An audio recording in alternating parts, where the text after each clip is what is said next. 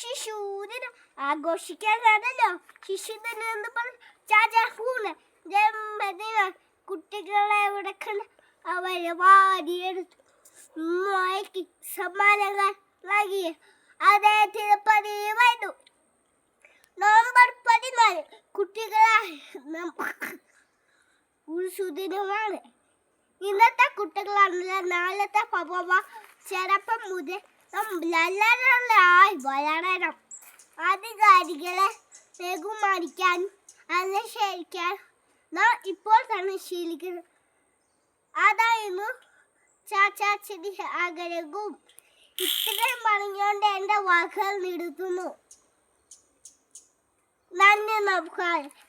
ചാച്ചാജി എന്നതൊക്കെയാ ജോക്കുട്ടായി പറയുന്നേ?